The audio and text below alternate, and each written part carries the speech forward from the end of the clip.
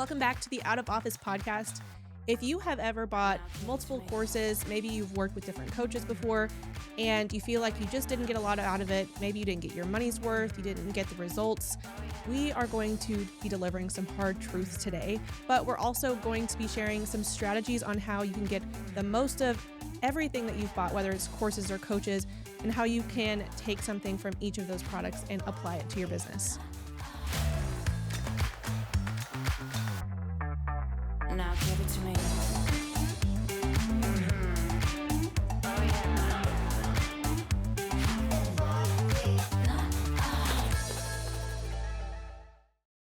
All right, so Jane tells me every single day. We usually like at the end of the day or randomly she'll text me and be like, "Did you see that message we got from Tammy or whatever?" And a lot of the time it's people who are in this space and they ask me if we have an option where we can build their business for them. Like they're like, "Can you just build this course for me? Or do you have an option where I can pay you to record a course for me so I can sell it?" And it's wild. And Jane is always like, "Can you believe this? Like, we got another one." I know, probably 3 a day, I would say. And a lot of them are like, "Oh, well, I already bought 2 courses or I have 3 mentors." And then they'll be like, "But can you just go ahead and do it?" Yeah, or they message me, or I tell them like, "Hey, I have this opportunity. I charge this much for a one-on-one, or I charge this much for this kind of opportunity." And they're like, "Well, I've already spent this much money with other coaches. I've bought 3 courses, I've hired 2 different mentors, and I didn't get any results from it." And they're like, "That's it. I'm not going to spend any more money." And I'm like, "Oh, Well, okay." it's not even that they're not going to just spend any more money. They're not going to spend any more money, and they don't want to put in any more effort. I'm like, I think you're done if that's the case. Yeah. It's It's interesting because like the first time you said that somebody asked that in the emails, I thought it was a joke and I laughed.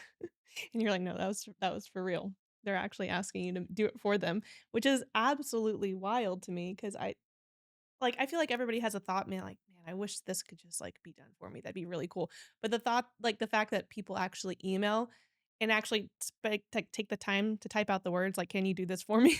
I was like, okay, people do ask that question. That's cool. Listen, that doesn't surprise me, though. I think there are a million people who get into it and they're like, "Wow, this is really exhausting," or It is. this is kind of a lot." Or they just go through the courses and they're like, too much work and they don't want to do it. So I'm not surprised that people are like, "Hey, can you just do it for me?" Because people do that in a lot of aspects of their life. However, if somebody else builds your business for you, how in the world do you expect to maintain it? Or how do you expect to then know how to run it? Like when it is successful, let's say it takes off and it's $1 million business, how are you supposed to be able to then scale it in any form or fashion if you didn't even know what the foundation was? it's like they want to run to business. They're like, "Hey, I want to be the CEO of this business, but I don't need to know how you made it. I don't need to know what went into it. I don't even know how to maintain it. Like can you just give me the business and let me say that I run this business and then make the money from it?" And I don't, because we still see this with certain products, I think too, products that were already created and you can go through the course if you go through it. And it's like, "Hey, here's how you're going to run your business." But so many people struggle because they didn't actually create the product. They didn't actually learn the fundamentals of running a digital product business. And then they struggle to sell the product that they didn't create. And then they want to go hire a coach or a mentor to teach them how to do it better. But then they're like, "Well, I'm not getting results." And at some point, you have to realize that there is a common denominator in this whole entire process. And that's really frustrating for me because I'm like, how do you not see the common denominator in this? Right. Well, if you don't build your own business, then it's not technically yours. It's not your brand. It is you didn't technically build it. And then you can't really be confident in your business. You can't be confident even running it or what the foundation is or what products are in it because you aren't even really sure what went into it. It's kind of like what we were talking about on the way over here when we saw that really like fit girl running, and we're like, man, wouldn't it be cool if we just like had her body, like someone just gave us that body? That'd be so cool. And then we were like, but we would absolutely like lose that within a week because we don't know how to maintain that super fit body. We wouldn't go running every day like What a she great is. example. It's such a good It happened on the way over here this Literally. morning before We talked about even- it for like 10 minutes. Yeah. like, man, if somebody could just give us like those running legs, but then we would lose those running legs so quick because we're not going to be out there at 8 AM running like she She is. was she was So running fast. faster than her car. We were like, "How?" We were like, "How did which How is she direction did she beating us? go?" We were like, "We would love to be her. What if we could rent a body?" Mhm. We traded bodies. She took ours, got it back in shape. Then we switched back and we were like, "Well, it wouldn't matter because we can't eat like her. We don't No. have the motivation." We even joked, we're like, "We couldn't even get up and go to the gym." We don't even know how to count macros properly. I was like, I wish like I could hire a surrogate and she just like took my body and went to the gym for me for like 6 months. And it's so crazy that we had this conversation this That's morning funny. before we even talked about That like, wasn't planned. but yeah, before we kind of outlined what we were doing with the business because it's literally the exact same concept. Because I even said, well, like I would probably melt that body in like an entire month, like just 30 days, they'd be back to bones and mush And because mush. I don't have the little wiring to make me go and make that body run. You didn't form those habits that she has spent months, maybe even years forming by forcing herself out of discipline to wake up early in the morning and go exercise to where now it's probably easy for her because she knows what it takes and she's learned the language. Like it's the same thing. It's the exact same thing for business. It takes like going through those really hard, uncomfortable stages where you're like, "Oh, I hate this. This is hard. This is so like new for me." To get to that point where you're like you can see the results and it looks easy from the outside. Yeah, and I even said, well, if I got her body, I would also have to take whatever is in her brain that makes her want Yeah. to work out every single day. Yeah. And so I was like, well, maybe I just need to be her. Like, Yeah, you were like, "Never mind. We I was just like, need to be a whole new So we person." need to be a whole new person, or we just have to actually do what she did and actually go out and run and hate it for a while. right, but it's the exact same concept as starting and running an online business. I think so many people see us from the outside and they're like, I want that. I want to be I want to be where they are. I want to be doing what they're doing. I want to make what they make. But they're not willing to do what we did to get to this You point. have to put in the reps. I mean, a And lot. it's the same way too, like, people will get into it, they'll buy a course, and this is kind of what leads them to write these emails to us. Like, Right. they get through the course, and they're like, "Oh, that was a lot of information. That's overwhelming, and I feel like I've been doing this for so long already," when it's been, like, a couple of weeks, and they're like, "I'm still not looking like them. I'm still not, like, organized. I'm not making daily sales. I don't have all my systems set up," and meanwhile, it's been, like, a week, and the same thing with exercise, like, I do the same thing. I work out for a week and I'm like, "Wow, great. I'm not fit yet." Love that for me. Like, why am I even bothering? Can someone just do this for me? You do tell us that, like, every Weekly. Monday. Weekly. Every week. I'm like, You do tell us "Why that. why am I not fit yet? I don't understand." She's like, I'm not seeing results. But I am putting in the reps She's though. putting in the reps. I'll give It her that. just takes me longer. I do think though that a lot of people think that maybe we're gatekeeping and it's not that at all. No. It's that if we do the done for you services, if we build their business for them, they literally cannot be successful. They No. cannot succeed in their business if we build it for them. And when I first came in and the business was called Socially because we've Mm, since then grown and mhm. scaled and now it's Creator Club and um y'all were actually doing that though, and I Yeah. was, like, shook. So, it'd be, like, 11 p.m., and members would be emailing or messaging on the platform, and they'd be like, "I can't get my, email to connect to my GoDaddy to connect to my" what was it called? System.io or My whatever. System.io, and AWeber. they would literally send you their login information to System.io, and Oh, they y'all would would. go in, log into their stuff, and connect it for them. And then the next step would be too hard, and they'd be like, "Oh my gosh, I can't believe y'all made these steps so hard. You need to log into this step." And y'all were literally doing it. And I remember calling and being like, "What is wrong with you? Why are you doing this for these people?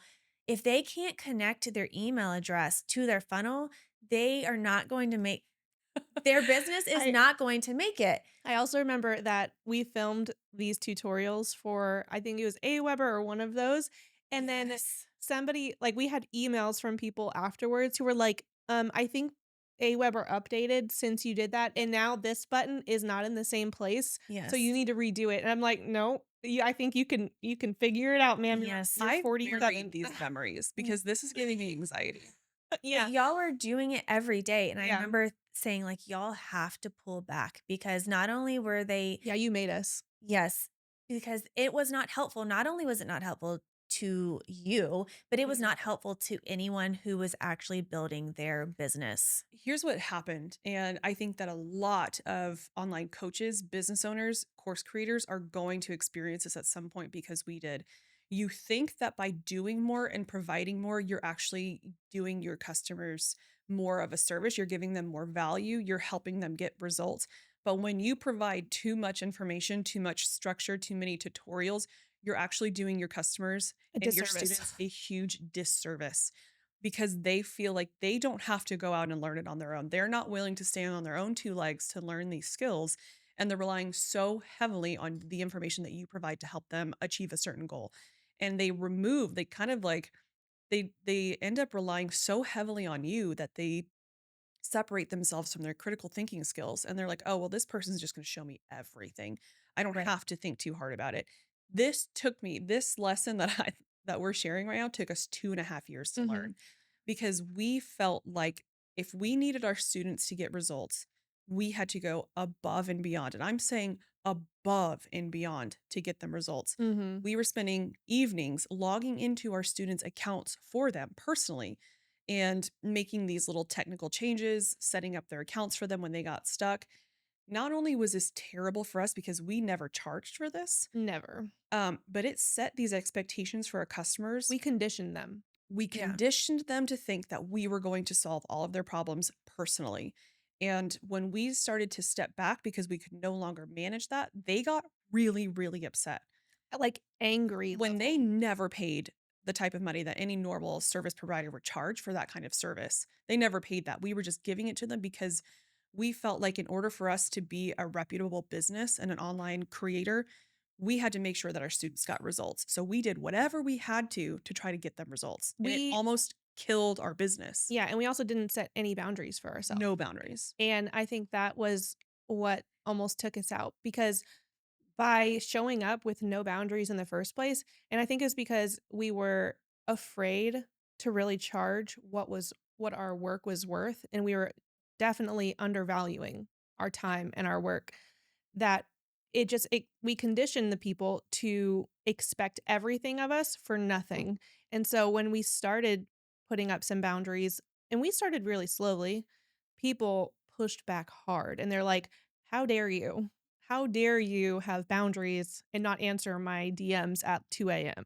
Which is wild though, because if we considered any of our buying behavior or the way that we consume content, we would never, ever expect a course creator or another business owner to solve the problems for us, which means that we were clearly not speaking to our ideal customer. Mhm. We were obviously not speaking to like our dream client.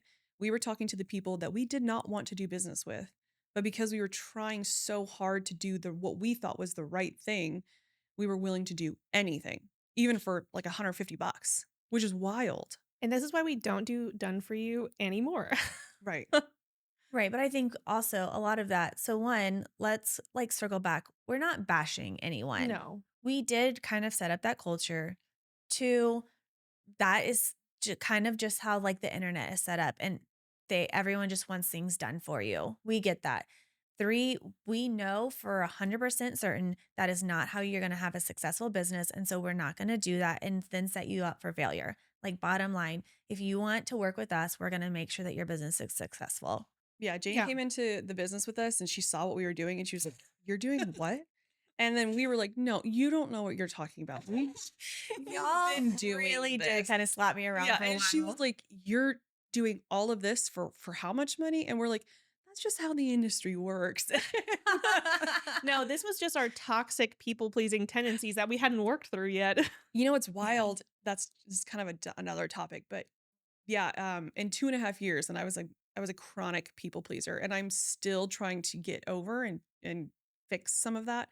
But through this business, I've been able to really start working through it. Where if Mhm. I hadn't started this business, I don't think I ever would have like acknowledged how bad of a people pleaser I was and how I did not have a single boundary. Jane can tell you this. Yeah. She's been with me since I was 14. She knows I got not a single boundary up until now. Yeah. Now you're much better about it. Now Trying. you sometimes say no, every now and then. Mostly to me. Mostly to and me.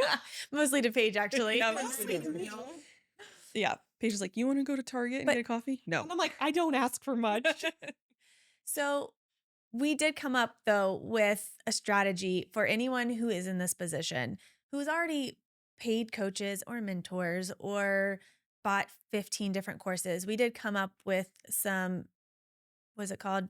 Well, we have some pointers, and before Pointers to fix this. And but, like, yeah, before we get into it, there's something I thought about.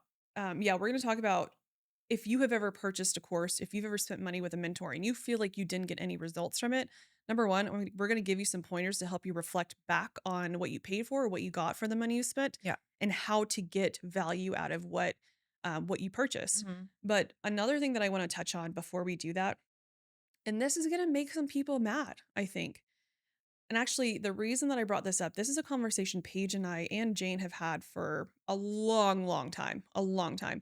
But the first time I have ever heard it addressed was with Maria Went from Maria Went Yeah. recently.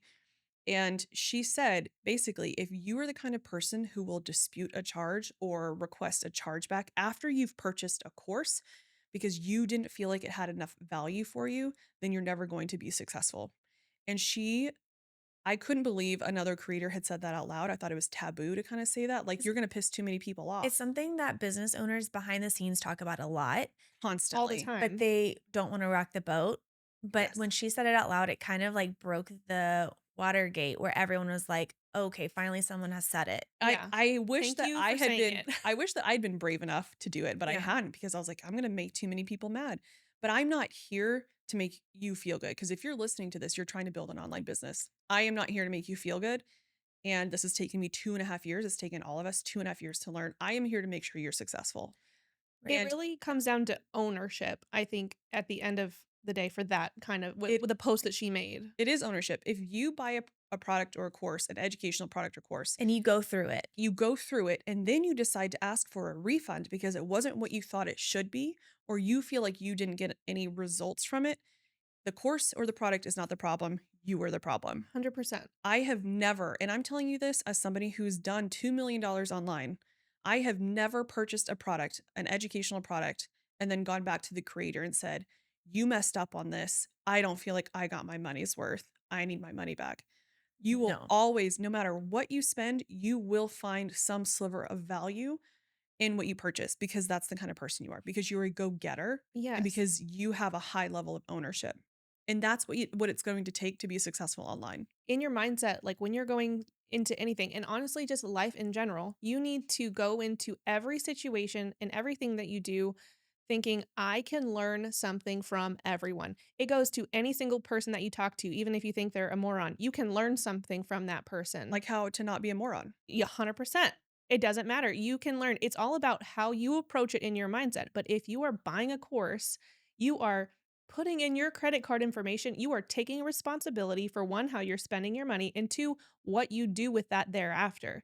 But so many people are acting like a victim. And I'm not trying to get salty, but it does make me a little bit Get salty. That's it what this makes is me for. frustrated because ownership is really important to me. Like, own up to what you did. We don't owe you a refund because you chose not to find the value in that and use that for yourself. We work hard on our products. Like, Megan and I put so much time and passion behind it. Like, we're excited about the products that we make. Mine take me 3 times as long to make as Megan because I have 3 times as many kids, but I Totally. am passionate about what I'm teaching and what I'm putting in it. And so when somebody has the audacity to come and say, this didn't have enough value, I'm like, it did actually. You're failing to see it and take responsibility for that for your purchase. So if that didn't work for you, I'm sorry, but you had responsibility for your purchase in that. Another one that we get a lot is like, "Hey, I bought this course 6 months ago and I never went through it. Can I get my money back?" I cannot. Yeah, And the those refund people, culture is infuriating. yeah, refund culture is insane. And those people, Jane has been like, she's been like really keeping me accountable for this because I would be like, you know what? That person will never be successful. I can tell you without a shadow of a doubt, they are going to be better suited for their 9 to 5 until they're 75 years old. And so I would be like, give them their refund. I don't want to deal with a dispute. I don't want a negative review for my business. So I'd be like, give them the refund. And Jane was like, absolutely not. She's like, they are an adult who made a decision to put their credit card information in it and buy your product because they thought it was going to be worth it. They are not getting a refund. And I was like, okay. You know what Jane told me once? Gonna put you on blast a little. Okay. Me? Oh, no. I'm putting Jane on blast. Oh, yes. So we were talking about this one day because it was like a day where we had multiple people, like within, or I guess there was like multiple people within the month who had asked for a refund, and we were just irritated. And Jane was like, "Yeah, Megan always wants to just give him a refund." I'm like, "I know, I do too." And she goes, "Don't tell her this, but sometimes I just say, okay, I'll give him the refund, but I don't." That was, I laughed It's not so worth arguing with you about it. No, she's done that so many times now. Oh my God. I All the love it. time. I love it. Do they ever come back and they're like pissed? All the time. This what is do why they- Jane handles This the is why ops Jane handles and- the. I don't mind when people are pissed because they're not pissed at me. They're not even pissed at us necessarily. They're pissed because they made a poor decision on their own and they decided not to use the product correctly. Let's be clear. That has nothing to do with us. It was not a poor decision to buy our course. I'm saying on their part, like you're right though. Our course is incredible. I know it is because Stand we've by had a lot of actual members go through and become very successful. And they're like, Yeah. "Oh my gosh, like it is ridiculous how much information that you give away in this course." We have so many people come back and they're like, this was incredible. Thank you so much. Who show up every week or every other week on our calls, who message us, who send DMs and are like, well, I'm so grateful. Thank you for all these products, everything you've done for us. Thank you for pulling through and doing more than you even need to. Those are the people that go through the entire course too, because we do have the ability to see who's gone through what percentage of the course. Right. I worded that poorly.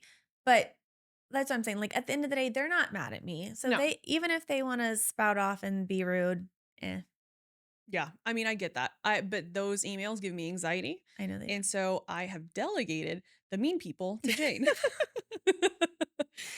And she handles it a lot better. She handles it so much better than we do. But we also like we're not just gonna be salty. This is probably the saltiest you'll ever see me in my entire life. Well, But and I also don't want to say like, you know what?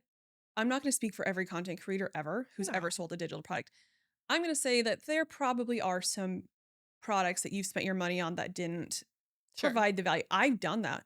I've spent the money and I got the product and I was like, that's what I spent my money on. but you still didn't blame the person. No, And you didn't ask for a refund. You're like, well, I'm going to eat that cost because I made that decision. I probably should have put more research into it to decide 100%. if that was the product for me or not. 100%. And you took responsibility for it, Yeah. as you should. And all you do is learn. You're like, okay, well, I didn't love that experience, so I'm not going to buy from that creator again. You don't go bash them. You don't send them a nasty email.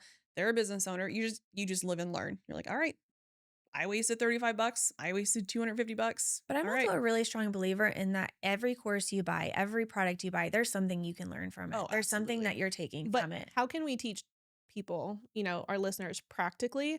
Like, let's say the listeners who have already like bought multiple courses, maybe they bought one recently and they're just like kind of in that frustrated in between zone. Like they do wish somebody could build it for them and it's just like overwhelming. Like, how should they go about taking the information that they've already bought and go learn something from it and take something from it? So let's talk about those pointers really quickly because we have some written out. Yeah. So I would say the first one is go back to those courses that you already have.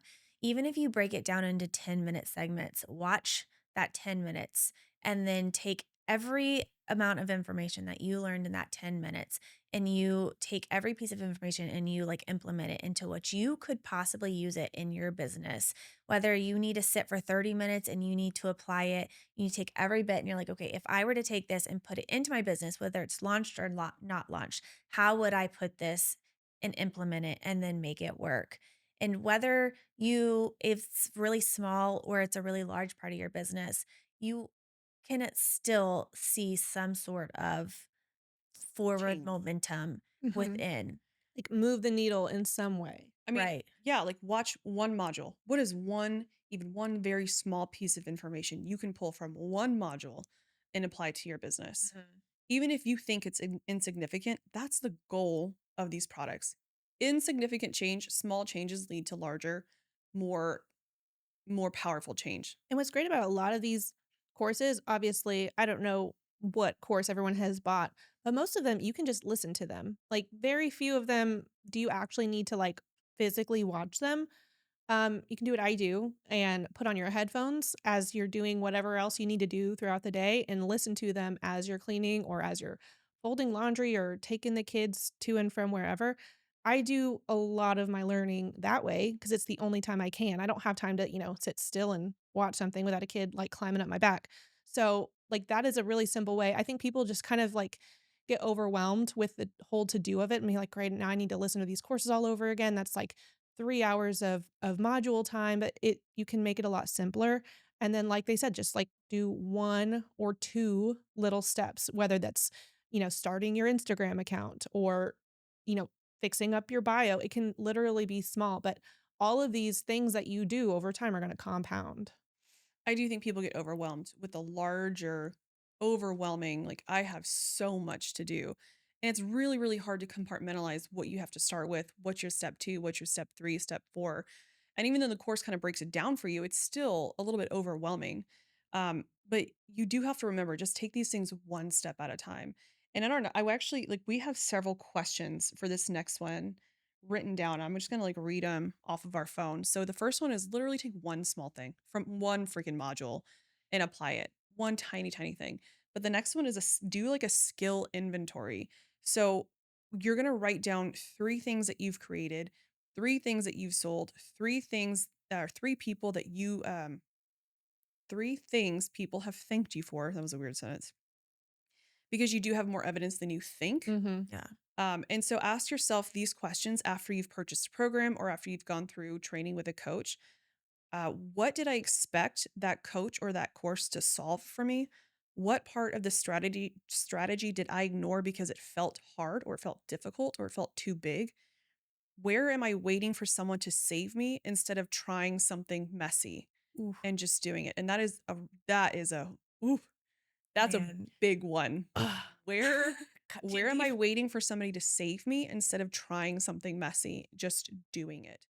And you have to sit with Yeah. these, like write these questions down if and this is only for the person who is really willing to get something out of what they purchased. If you're listening to this and you're like, I don't feel like doing that work, then It's a honestly, this podcast might not be for you. and Honestly, if that's you sat fine. there just now and you were like, those things don't apply to me, this is not your podcast because those things do apply to you. And if you don't acknowledge that right now, then your business is not going to succeed. Yeah. So like write these questions down and sit with them. I'm telling you to like you're going to have your own little one-on-one therapy session with yourself. You're gonna have one-on-one therapy sessions with yourself as long as you are doing an online business where you are the CEO. Right. And that's totally fine. And honestly, it's great. I've never done more inner work than since we have started a business. For real. I was always the one who was like, I don't want to buy self-help books. I don't want to do like these self-development things. But since I started this, Just kidding. I have to. I was like, I want to do it. Like Yeah. I want to be better. I want to have stronger boundaries. I Mhm. want these things. Yeah. You're like, wait, am I the problem? Yeah. Turns out 100%. Yeah, I was 1,000,000%. Oh, what did I text you the other day? I said something like, I'm trying to, oh, that's what this is. I'm not going to say any names, but I got a little bit frustrated because somebody scheduled a meeting with me Oh, again yeah. Mm. and didn't show up. And this is a big person. The This second is time they didn't show up. this is Yeah. a very big person who Mhm. has a lot of influence. And they reached out to me and didn't show up again after I like immediately responded, immediately got this on the schedule. And I was very, very frustrated. This person has got a lot going on. I completely understand this, but I also respect my time and their time. Mhm. I was pretty frustrated and I emailed that person right afterwards. And I wasn't I know, I was sitting with you. yeah, I don't think I had anxiety about this later, but I read the email to Jane or sent it to her and she was like, "No, I think that was really great." And I was just like, "Look, this is the second time you've asked to schedule something with me. This is the second time you haven't shown up. If you want to talk with me, please let me get in touch with somebody on your team or let me figure out a way that makes this a little bit more efficient." Um, and I was like, "I appreciate it, Megan." It was a little It harsher. was not harsh at all. In fact, when we were sitting there and this person failed to show up again, it doesn't matter. Yeah. There's only yeah, doesn't matter. There could be a million he's. But you were kind of almost ready to defend him again. You're like, he's this really busy guy, he's an entrepreneur, blah blah blah. And I was like, no, that was disrespectful. Like, And I also, times so two. are you. like, also an entrepreneur, also Right. time's very Yeah, valuable. your time And is just as valuable. so I responded to this person in a way that I would never have before. I would have sat back and I would have been like, "Hey, I'm the baby entrepreneur. I haven't done hundreds of millions, tens of millions of dollars." And I kind of would have taken it, but I emailed him instead and I was like, "No, look, like I do respect my time. I respect you a lot. I know that you have a crazy busy life, but don't message me unless you do plan on meeting with me." And so immediately after I sent the email, I regretted it. And I was like, "Oh God, oh God, Oh, he's never no. gonna message me back." I'm But then at the over. same time, I'm kind of like, you know what? That's okay. And maybe it wasn't meant to be, but I am going to start setting boundaries, even with people who might technically be like out of my league. If I want to be one of those people, I'm gonna put myself, I'm gonna treat him how colleagues of his would treat him.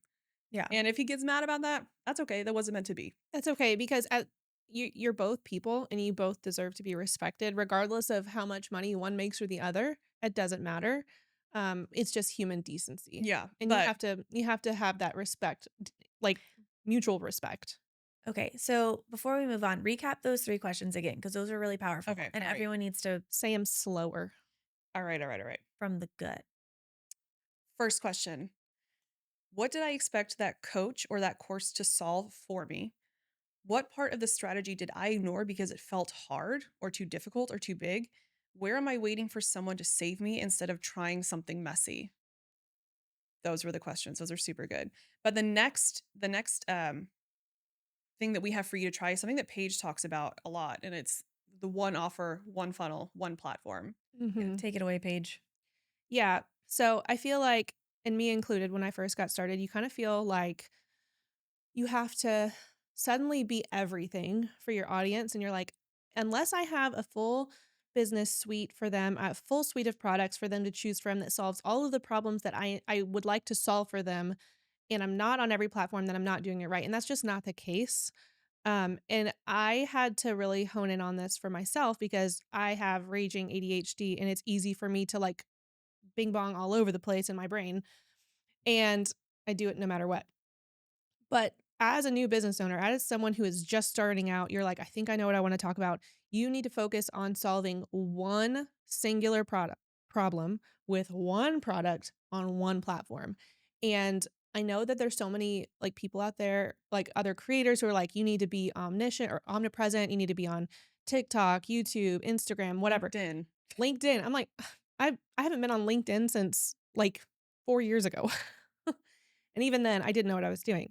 Um, but by focusing in on just one little problem in one product and one audience on one platform, you're going to be able to hone your skill so much faster and you're going to be able to gain trust faster because people don't necessarily care how many problems you're solving if you can solve one really, really well. So then once you master that, let's just say you start on Instagram, you get really good at Instagram, you understand it, your content is getting better, the algorithm is pushing all of your content, people are buying your product, you're gaining trust, you're gaining authority, you have a good reputation so that when it is time for you to move on to different platforms and create new products, people are going to be like, "Done, obviously. That's an obvious buy." But people get so distracted so easily, and this is like your explicit instructions to like put on your blinders and focus on the one thing so that you don't I because when you don't focus, like, that is when it gets messier Yeah. and it convolutes your branding, and people are almost like, "Well, what are you actually doing? Because 'Cause you're trying a lot of things and you're not doing any of them particularly well." Chaos kills momentum. Yeah. Let That me was say deep. though It was in my notes. Oh. let me say this though, I don't think people truly acknowledge though that not all content is equal across all platforms. Mm-mm. So when you say focus on one like platform, one product, you you really mean that because what you post on Instagram is not going to do well on TikTok and No. that's not going to do well on YouTube. So when you're creating one piece of content and you're like, "Well, oh my gosh, why is it not doing well?" It's because it's not meant for all platforms. Right, and each platform is so unique into like as to what it wants and how its algorithm works. Yeah. Like when you decided to branch off and start using TikTok more for our out of office account, Yeah. that was learning an entirely new language again Yeah. because we already knew it. We know Instagram so well, but TikTok is a totally different animal. So imagine trying to learn the language of all these different platforms, algorithms, while you're trying to learn how to create content, while you're trying to learn how to talk to your audience and get your messaging. Like that's insane. Like that's just going to be crappy content across all different platforms. Right. Yeah, like for example, I only post on Instagram. Jane takes our short form from this podcast and she posts it to TikTok and YouTube. And she's learning exactly how those different algorithms work. She's having to create different content for each of the algorithms or different of the platforms. And like she's spending a lot of time doing this. You cannot do that as one person who's also trying to grow a brand, build a digital product, grow an audience on at least one social media platform. So this is Yeah, why we really stress the importance of picking one. I don't even do more than one. I outsourced 2 other platforms because it's because I don't a have the lot of capacity work. to do it. So no, this is why we're telling you we're not just doing this to save your sanity. This is strategic. You Mhm. have to do this. Yeah, I agree. So you did say that chaos, what'd you say? Chaos is Chaos kills momentum. chaos kills momentum when you're doing it in that way. However, I can say that I do think that in our next point, that we're talking about just picking too many platforms when you're just kind of being irrational about how you're building your business. However, when you've picked your platform, let's just say you picked Instagram, I think our next point is really important that Mm. you should show up 30 days consistently, whether you're showing up messy or not, Mhm. because the number one thing that will kill your business, it like the way number one way that you ghost your business is perfectionism. So if you show up messy, you show up every day and you show up consistently, you're going to watch your business grow. And it's kinda like the same thing as we were talking about earlier with, like, the whole, like, fit person metaphor. You're putting in the reps. Like, when we first started, no matter what, we were posting 3 times a day, and most of the time, it was awful, but we were learning and we were improving with each one, and it was building that habit and expectation of ourselves so that we just knew we woke up and we're like, "Well, we're gonna post 3 times a day." That's whereas, in the beginning, you're just like, oh, you're like just forcing out these posts, and then you get to the mindset eventually, you're like, "This is just what I do. This is how we do things." I actually wrote an email the other day while we were at Urban Air with the kids, and I sent everybody on the email. Actually, I don't think this one has gone out yet. My very first piece of content I ever posted to Oh, yeah. Instagram. It's horrific. I mean, it is really, really bad. And I was like, do I share this? Should I? I mean, this is pretty embarrassing. I wanted to keep this hidden in my archives forever. But I think it's really, really important that you see my first piece of You content. found the actual My reel? very first reel I ever posted. I archived it a long time ago because it was serving a different purpose and it was selling a different product. So I've archived all of the content that has not been for our business. And I've actually posted to Instagram over 2,000 times, something like that. Jeez. You just can't see that because I had to archive that content. But the very first piece, the very first reel I ever posted is just really, really rough. So, so bad. And if you're on our email list, you're gonna see it because I Mhm. like uploaded it to a Google Drive so you can watch it. Oh, and actually it's so old that there's no sound. You can just see how bad it is. Um, You just really hone in on the I eyebrows. really talk about the eyebrow. I cannot get over the That you can eyebrows. barely see because you're so dark. It's so dark and It's grainy. so But dark. y'all let me live with eyebrows that were a football field apart We didn't know either. for 15 We years. didn't know any different. We're learning right there with you. It's not that they were just far apart. They were also really short. They were everything wrong. I looked like a what is Spock? What A is he? Klingon? Spock's not a No, Klingon. Spock's not a Klingon. It's, a Vulcan. I Vulcan. looked like a Vulcan. Vulcan. Yeah, Oh, with the yeah. eyebrows. Yeah. And nobody told me anything. They were like, "Wow, you look great." And then I started creating content like a Vulcan. And It's probably why you got so popular. Honestly. maybe it That's how she went was. viral. Yeah, that's probably exactly what got you Hashtag going. Vulcan. This is Star dope. Trek. uh, That's how she grew her following. The Star Yeah. Trek following is strong. it was. But Captain Picard is my guy. I'm not big on Kirk, if I'm being honest. I don't know how y'all He feel about this. lives Probably in just me. tanked your whole business, so. Yeah. I have very specific reasons for this. But so, like Jane was saying, 30 days. Like it is, and I actually think 30 days is low. It I is, think but if you were just gonna set the very basic Set the bar goal, low in the beginning. I agree. show up for 30 days and just watch. You're going to gain followers. You're going to gain traction. You're going to start getting DMs. Show up messy. Who cares? But Mhm. people need to see you. Yeah. And it's not even for the business growth. It is so much it is as it is your own growth. You have to get into the business of being a business owner. Like you have to figure out what it's like to show up every single day. Business owners, successful ones, don't show up sporadically. They don't show up a couple times a week because their life got in the way, which is what we hear constantly. Right. Mhm. People are always like, okay, We so get it. That's what all the emails are is, man, I started the course, but I stopped because XYZ happened, or this person came into town, yeah. or this happened. There's no one who understands more than us. And it's Like, like, dude, our lives are just a constant. if, yeah, people ask me like, Something happened. I know. hey, they're like, hey, can you take a look at my account, figure out what's wrong? Sometimes I get random DMs and I'm like in the mood. So I go and do it. And the first, everybody's gonna like DM me. Oh no. And the first thing I ask him is, how often do you post? And they're like, oh, well, life has been like really crazy. And then I'm like, all right, well, I can't help you. If you're not going to post every single day, I cannot help you do anything else. Like you need to start And it's posting not even every day. the if you're not posting every day, it's the mentality of I'm not gonna show up if it's not perfect Convenient. conditions. Right. The whole point of this was like, you don't have to show up perfect.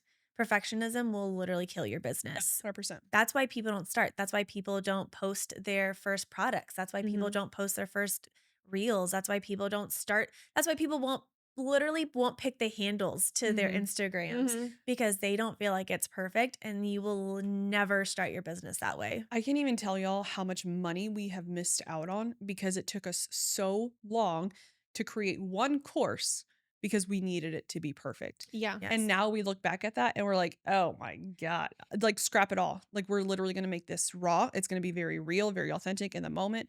And people love that type of Yeah. content. Like Literally, yours it content. used to take y'all so long to film, and then we've come so far that yesterday Paige just filmed with her band-aids all My over her face Band-Aids, face. All and I over. didn't have nice clear ones like this either. They were the brown ones. I saw you. It wasn't good. It was not it was not good, and I was like, "Well, this is how I'm showing up because this is when I could get a doctor's appointment." I had to get a bunch of moles cut off my face, y'all, in case you're wondering why I have a bunch of face Yeah, Band-Aids. but I'm next. You're next, and then Jane. I'm So, coming for these we're balls. all gonna have yeah, Megan and I are just so moly. Ew. Thanks, mom and dad. I don't like being called moly. Well, you are moly. I think you're arguably more moly than me. Oh my God. Can we Anyways. cut this out of this episode? No, absolutely not. But anyways, it was actually Okay, really funny because I was Megan. filming my authenticity module for my content course. I'm like, well, this is perfect timing. Here I am, y'all. Here I am, no makeup and ugly old face band-aids. You get what you get. I know. So we actually have two more points. We've gotten so off track, but we have two more things for you to work on if you feel like you need to get more value out of something that you've purchased and to help you actually start scaling your business. The second to last one is what we're calling a digital detox before you start your work. And what this means is like you're going to wake up, you're not going to scroll, you're not going to do emails, you're not going to get right on Slack, which we'll kind of talk about what Slack is later. And you're not going to fill your brain up with dopamine hits before you've actually started your work for the day. If you have something that you have to get done, if you really want to start growing and moving in the right direction, you're going to sit down and do what's kind of called deep work before you start scrolling. And we were actually talking about this in the car. We don't do like a lot of deep work that's carved out specifically for deep work, but we do deep work We- all day long. We do it in like intervals, Intervals, yeah.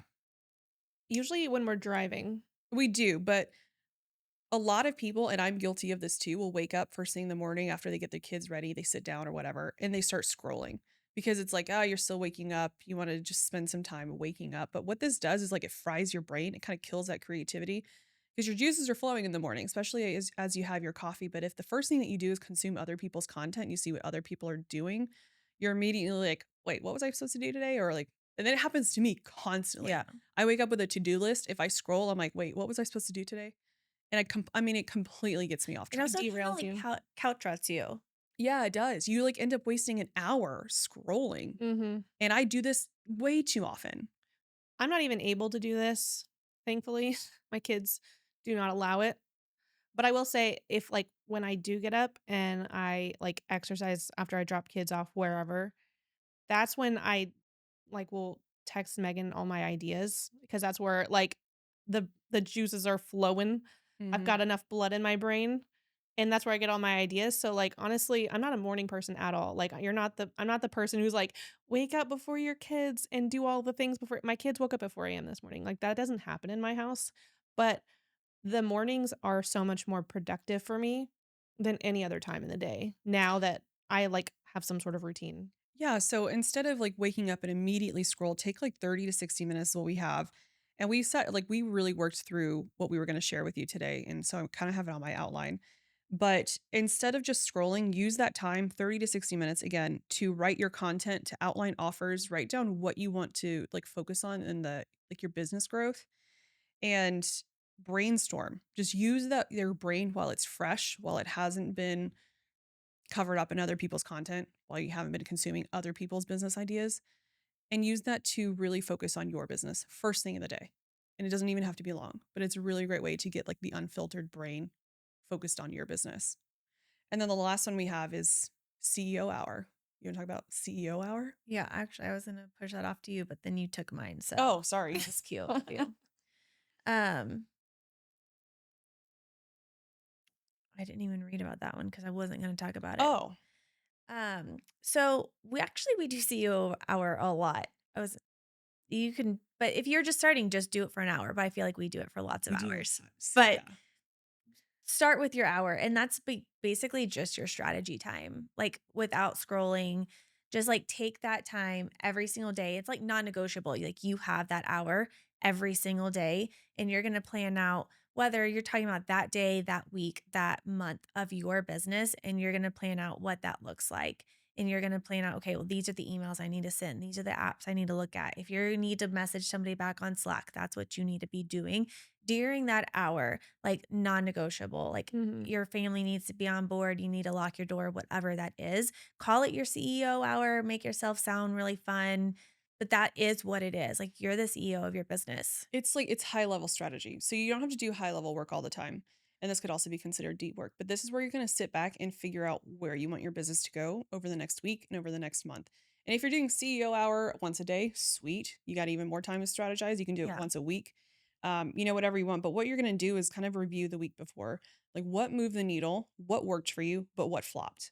It's kind of like a business audit. Yeah, it is. Yeah. It's like a SWOT kind of thing. Is Yeah. it SWOT? Yeah. It's a Yeah, SWOT. Yeah, yeah. strengths, weaknesses, opportunities. I don't remember what T is. I can't remember either. Do y'all know? Opportunities? Um, Look at your metrics for last week, not just like the likes, because those are vanity metrics that don't do anything for you. You want to look at sales, clicks, replies, DMs. You want to look at the people who are emailing you. What were they asking? What are they looking for? What do they need from you? And let that inform what you do for the next week. Let that inform the kind of products and the kind of content that you put out. And you need to make decisions. This is a really hard one. What's getting cut from your business? What's getting more attention? What do you need to spend more time on? And use your CEO hour to set 1 to 2 clear priorities, right? For the week that's ahead of you. Block that on your calendar if you need to, because that's what we've been doing. Our priorities have been recording this new content product that we're putting out. And you need to kind of treat it like it is a meeting, Mhm. because this is, like Jane said, non negotiable. You absolutely have to do this. So, for example, I'll give you just an example of how this looks in our business. Something that we have been noticing is that people are struggling because they don't know how to make good content. And if you can't make good content, you're not making sales.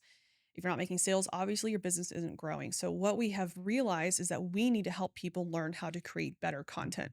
This is a priority and something we talk about all the time. So, we were like, how can we create a product that will help people learn what to do while also help them implement good content techniques so they can also learn from, like, so they'll have the theory and they'll have implementation. And so, our CEO hours were strategizing this new product, Mhm. and then we were blocking out time for this entire week to actually record this product. And I mean, that's just what it looks like for us, But to be, realistically. like, very transparent, for us, a lot of the time, our CEO hour is sitting under my shop while the kids play on the playground Yeah. and hollering at them to, like, stop messing with each Be nice other. to each other. And then for me this week, my CEO hours have been looking like having a family member, either my husband if he's home, or you or mom, watch the kids so I can lock myself in the office Hmm. and so nobody knocks on the door when I'm recording, because the kids, they sniff me out. They're like, I'm not sure where she is, but I'm gonna find her, and I'm gonna search every building on the compound until I do." And then they do. And then I record as much as I can until people can't handle the kids anymore, and then that is, like, my time. And so we just prioritize mostly what we prioritize is the tasks that have the highest ROI. So, like, Yeah. we focus on the tasks that are going to make us money first, and then we kinda move down from there to, most to least. Mhm. But it's just this doesn't have to be what we're just trying to get across is like your CEO doesn't have to be perfect. It doesn't have to be pristine. It can be very messy. It needs to fit into your life, but you need to do it. Yeah. Right. And Megan's right. It needs to be focused on whatever moved the needle last week or Mhm. whatever's going to move the needle in the future for you. hmm So we did cover a lot of information in This is this a lot. episode. We kind of talked about a lot, and hopefully you got some really good strategies to maybe take back to the products that you've purchased before and make sure that you're getting every ounce of value out of what you've spent your hard-earned money on. Mhm. Um, so I'm glad that we did touch about this. Yeah. We It did was touch on it was this a week. longer one, but it was necessary. Yeah. Yeah. And we're not talking about like not even just the our products, even if you've never bought one of our products, anybody's products. There's something to gather and learn from every single product out there. So but we want to hear from you. Like if you have any questions or you want us to talk about a specific topic, please reach out. You can message Megan at the Megan Hall or Paige at the Paige Herzog. Our TikTok is the OOO podcast. We would love to l- learn about what you want to know more about. We like want to educate you on topics that you truly are interested about. So please reach out to us. Yep. And we'll see you in next week's episode. Bye. Bye. Bye.